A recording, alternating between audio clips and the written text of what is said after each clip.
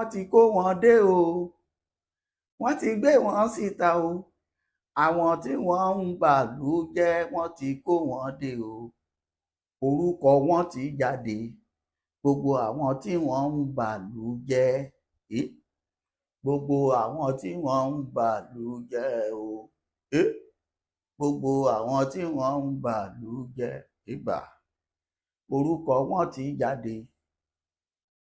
Ẹ̀yin èèyàn wa nínú ilé, ẹ kú dédé àsìkò yẹ kálẹ́ káàárọ̀ ẹ káàsán gbogbo àkókò tí n bá bá yín.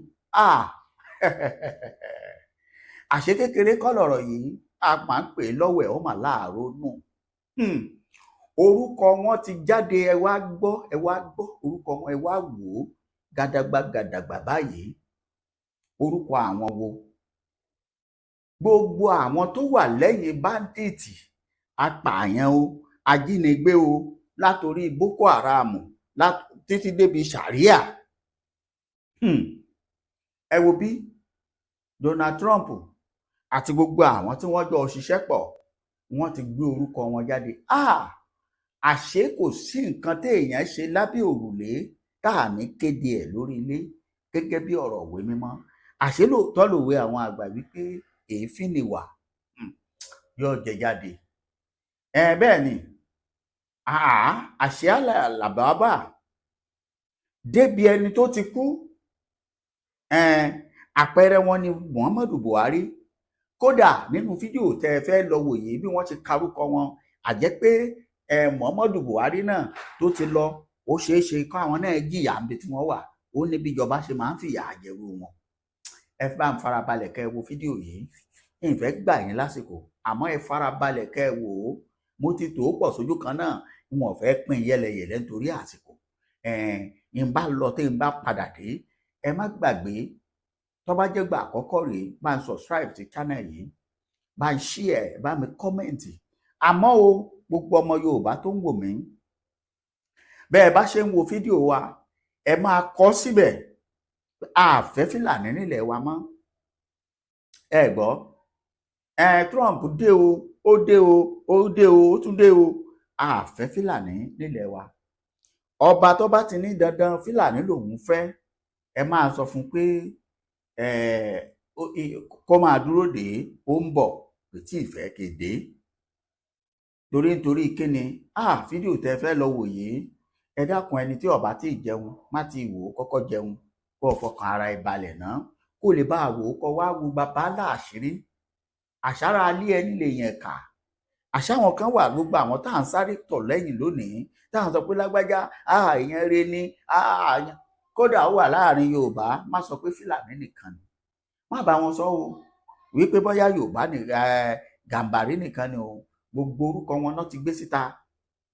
Àwọn sẹ́nítọ̀, àwọn rẹ́ẹ̀pù, àwọn kìnìkan, àwọn ministers. Àbájọ tí ó fi jẹ́ pé gbogbo ọ̀pọ̀lọpọ̀ wọn gbìlàgbìlà wọ́n ti ń gbé jákò Nàìjíríà. Àmọ́ kò sí ìfọ̀kànbalẹ̀ fún èèyàn ẹbú. Ẹ má jẹ́ gbà yín lásìkò ọmọ Yorùbá. Ọ̀yá, ẹ bá ń fohùn sí fídíò yìí nínú ilé. Tí n bá lọ, màá tún padà dé. Ká wá analysis ẹ̀. Òun rèé. TV, ìkànnì tó ń ṣojú gbogbo ọmọ Yorùbá nílé lóko. Ẹ ṣé tẹ̀ ń wò wá. People were killed of APC because they were the ones that brought them in. In 1992-93 in Kaduna, a riot broke out which they call the Zango Kataf riot. I was a young boy, very, very young then, and people were killed in scores. If you are not an Afsa person practicing Muslim in Islam, they were killed. Especially if you are from the southern part of Kaduna, the tribes from the southern part of Kaduna, they were massacred. It was called the Zango Kataf riot. And if the next thing they do is to burn churches, kill Christians, and then if they are done with that, then they focus on businesses that is for Igbo people, Igbo-owned businesses, and they destroyed it. I grew up knowing that Christians are an endangered species in Nigeria. In the year 2000, when the Sharia riots, how many of you have heard of the Sharia riot? Hundreds of thousands of people were killed in Kaduna. I can remember vividly that we had to defend our house from people. They brought some Fulani boys and they faced our house. They were shooting arrows. They were stoning our zinc. They spot our zinc shooting arrows. Even though I was a Muslim then, even though my father was a Muslim then, but because majority of the people in our compound were Christians, so they were willing to destroy every one of us because we're living with Christians. I can remember a particular church in Mando, for those that know Mando, in Kaduna, called Chapel of Redemption. That church was destroyed. And so from that time, anytime there's a little hanky-panky in Nigeria, the first target is churches and Christians. And this has prevailed for a long time. That even if there's a problem with in another country, the Muslim and the Hausas in Nigeria will rise up and begin to kill Christians. How many of you remember the Miss World crisis in 2002, 2001, 2002? That somebody drew a picture of Muhammad or something in France, long away in France, and they began to fight in Nigeria. Are you following me? Christians are endangered species. Now let me give you, and that's how it has continued. Scores have been killed, and they focus on regions where there is a mixture of both Christianity and Islam. If you look at states like Kaduna, states like Plateau State, states like Nasarawa, states like Taraba, states like Benue, states like Bauchi, states like Gombe, states like Borno. These are places where they focus on because they intend to eliminate every living Christian in that place. Anybody that debunks it is a total lie, because I have grown and lived in the north. I've spent 80 to 80% of my life in the north, so I understand this thing. Several times, I cannot forget the Sharia riot. We were running for our lives. Even though we were Muslims, but we're still running, because as far as you are not of that ethnic group, practicing what they practice, you are a victim. You can be burnt alive. Many of us saw human beings that were burnt alive, and it has been going on for a long time. The genocide against the Christian faith. Are you with me? Many years ago, in Kano State, a man was beheaded, and anything they talk about that he said blasphemy. And guess who was the person that led it? The man called Sanusi Lamido Sanusi was the one that led him on, and they beheaded him. They killed the woman. They killed him and they put his head on the stake, and they were using it to parade the city. You will understand of a woman also that is an evangelist, Evangelist Eunice, that was preaching about 2016 or 18 in Abuja, and they killed her. We cannot talk about a young girl called Deborah Samuel that was killed. I schooled in Jos, and for years, the people of Plateau have been massacred. Riot breaking out every single time. The one that the moment anything happens, the next people that are victims are Christians. And it is unfortunate that all these years the government have not been able to do anything about it. But the agenda is deep. Are you with me this morning? Why am I saying? Because I don't want us to be an ignorant people. If we are ignorant people, they will control the narrative. And these days, let me tell you this truth. God will not come and fight for you. Remove that thing from your mind. If Christians don't rise up, pray from that to tomorrow. God is not coming to fight for you. Are you with me? Now, in the year 2009, Boko Haram started. Boko Haram started because of a section. It was a political movement. They created Boko Haram as a political talks to bring confusion into the government of Goodluck Jonathan, and to be able to destroy any opposition, starting from Borno State, under the watch of a man called Kashim Shettima, which is now the vice president of Nigeria. Kashim Shettima and the other man, Ali Mohammed Sharif. These were the people that started the business of Boko Haram as a political talks to be able to oppose their opponents. But after a time, the ideology grew and they began to destroy. Now, it became a problem and they began to use it to destroy, bombing here and there. In 2009, 2010. As of 2010, a man led a meeting in Jos. Are you with me? He led a meeting that they were going to annihilate Christians within the locality of Plateau, Borno, Plateau, Bauchi, Kaduna, and Nasarawa. And he said they are going to perform jihad. They will bring jihad and they will go to kill that. If the Islamic leaders are not willing to lead them, he is ready to lead the movement. I have the minute of that meeting in my phone presently. Guess who is that person? Issa Pantami, that was the former minister of communication under Buhari's regime. And several times, these are people that are terrorist sympathizers. And that is why the Nigerian army have not been able to win the war against the terrorism. Because people have, the terrorists have infiltrated the Nigerian ranks, the army ranks, so they cannot win the war. That said, Osama bin Laden was a better Muslim than he is. He was sad when Osama bin Laden was killed. And he has said it several times that Boko Haram should not be killed. He said they are their Muslim brothers. How do you win a war against terrorism when there are people high in government that are sympathizers to terrorism? How do you win that war? Now, there are 4 categories of insecurity or people that are causing insecurity. Number 1, you have Boko Haram. Number 2, you have bandits. Number 3, you have Fulani herdsmen. Now I'm going to show you how they are connected. Many people don't know. The Boko Haram and the Fulani herdsmen have one mission. The mission is simple: Islamize Nigeria. Come to a territory that are Christian dominated, kill everybody there, occupy their land.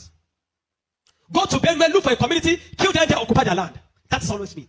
Boko Haram and the Fulani herdsmen. Have you noticed that Fulani herdsmen they don't kidnap, they kill. There's hardly a place you hear that Fulani herdsmen capture that they say these are Fulani herdsmen. No, when they go, they kill. How do they kill? They kill with guns. You must now ask yourself, how does a Fulani man get AK-47? Do you know the cost of one AK-47? One AK-47 is over $1,000 something. Where will a Fulani man be able to obtain to be able to get one AK-47? Are you with me?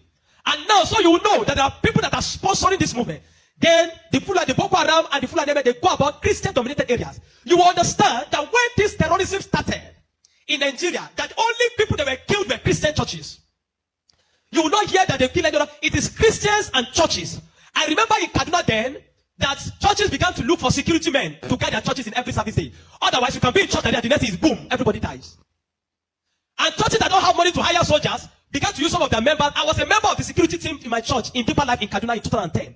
Because we don't stay in the church. Once I come to the church in the morning, we stay outside, moving around patrolling, because anybody can come and drop anything. So when Boko Haram started, the majority of Muslims, the Hausa, Northern Muslims, the Hausa, they were happy. I know of people that were celebrating it. If you see them crying today, I'll tell you why. At the initial beginning of this thing, they were happy celebrating the killings of Christians. They said they are purging Nigeria of RNA. It was majority of Christians and Christian-dominated areas. But when it comes to 2014, the man Buhari and APC that wanted to overthrow the government of Jonathan, by all means, decided to employ mercenaries from Niger, from Chad, from all those Fulani, from other African nations where they're Fulani, and they brought them into Nigeria. What was the goal? The goal was that if Jonathan does not concede defeat in the election, they were going to rain hell on Nigeria. So they brought in these mercenaries, and they equipped them with rifles, the El-Rufais, the Buharis. Are you with me? The El-Rufai, the Buharis. Every one of these people called APC, they brought in mercenaries and armed them in the bushes and told them to wait. The moment Jonathan did not concede defeat in the election, they were going to start. But unfortunately for them, Goodluck knew of the assignment. He got intel about it, and because the man said his ambition does not worth the blood of millions. So the man considered defeat and left. And so they declared APC winner. Now, you have already brought people. What they wanted to come and fight for did not achieve anymore. So now they left those people in the bush. They left them with guns and ammunition in the bush. And when Buhari became the president, he abandoned them. Instead of them to settle them and let them go back, they abandoned them. And the people saw Nigeria as a place that is good. And the people decided to remain in Nigeria. Those are the people that started bandits. Before, we don't have anything like bandits. Banditry started under the watch of APC, under Buhari, because they were the ones that brought them in. Kidnapping, because they needed to survive. So they started by kidnapping. And they started by kidnapping. And they started by kidnapping. And they started by kidnapping. Over time, now, you understand that there are certain parts of this nation where there are mineral resources. Don't be an ignorant Christian. Follow me. Don't be an ignorant Christian. Don't be in a nation where you don't have understanding of what is happening. Now, there are some parts of Nigeria where there are good resources. And this is have been illegally mined by elites, the military generals, the oligarchs, the people that are the leadership of the North. They were mining these resources, and the money does not go into the federal government account. So what they do is that they employ the services of this banditry to create two things. Number one, to create diversion. So when you go to Zamfara, that's why you hear that they say that it's killing in Zamfara now. It's because of the Ilema gold mine. There is gold in Zamfara that they are mining. And so these bandits that are already in the bush, some people collaborate with them, partnered with them, and told them to keep creating confusion, create chaos. When you keep creating chaos, the Nigerian state and the people of Nigeria will not be able to focus on the illegal mining. They'll be concerned about the insecurity. So the insecurity is created as a means of diversion in the north. Are you following me? It is created as a means of diverting the attention of the military and the Nigerian populace from being able to focus on the illegal mining of resources. And any part of the north where there is resource, you find that insecurity there. Recently, it has started in Kwara because there's a great amount of lithium in Kwara too that they have discovered and they're mining. So they partner with the Chinese because the people that do this illegal mining are the Chinese. They partner with the Chinese to be able to. So the bandits became the security men of Chinese and other people to protect them. So that while they are mining, they can begin to cause chaos. Because while the people are mining and they are causing chaos, kidnapping, nobody will be able to focus on what the Chinese are doing and those people illegal mining. Every single day to this moment, I'm telling you, they are mining in those places. And they will take it to an airfield in the bush and fly it out of Nigeria. They are making billions of dollars from it every day while people are being killed. That is why you now hear that Muslims are saying that they are killing Muslims too. What you have, it is what Buhari created. The APC-led administration created. The banditry they created is what is affecting the North now. Because the people they brought to come and kill Nigeria in 2015 did not succeed because good luck relinquished power to them. And now the people have become thugs. They have become tools to be used in the hand of men that are using them to secure their illegal gold mines. And that's why you kill them. That's why you hear that they say they are killing Muslims. Now, the Christian persecution and genocide has been there. So you find that at the other part, the Muslim and the Fulani men keep going around killing in all those parts. And the Christians and the churches have been silent for too long. This evil has prevailed in Nigeria because the righteous men have been too quiet. If we're ever going to win against insecurity in Nigeria, Nigeria must put two things Nigeria must do. Number one, Nigeria, Sharia law must be completely abolished in Nigeria. Because Nigeria is not an Islamic state. Why will Nigeria, some part of Nigeria, be practicing Sharia?